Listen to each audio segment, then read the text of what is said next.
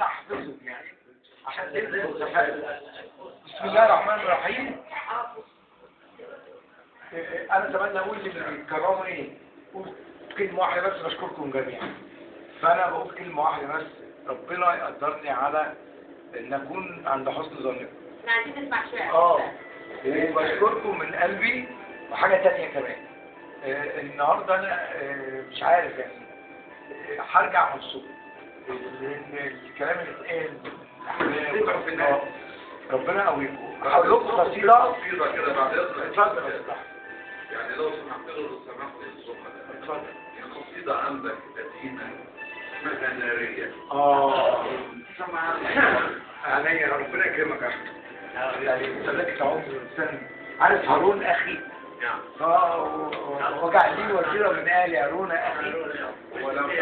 لو سمحت مشكورا بعد ان تنتهي تنبه عن ندوه الاستاذ محمد البياع بكره ان شاء الله في حدادين السيسوة في شارع جان.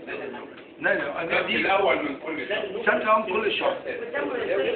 حبيبي احنا انت وجودك مش هتعرف عيناكي. دي لها قصه سريعه جدا.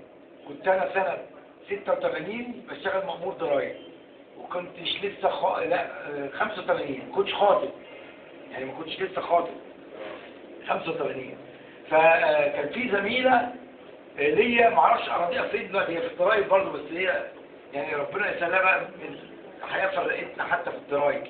فانا لما جيت قالوا في يعني كان في احساس كده بان نيران اطلت وخطاك بين الغيظ حلت، ونظرت لي فإذا الذي خلت انطوى حرب تجلت، وأنا بلا درع ولا جند ومني الخيل ملت، فكأنما الدنيا ضباب والخطى عني تخلت، ووقفت أنتظر الردى وشعرت أن الأرض ولت، فإذا المسافة بيننا ذابت وكف الصد زلت، ورجعت أقرأ صفحتي ورأيت نفسي يوم ضلت، فصرخت قاتلتي كفى تابت شياطيني وصلت.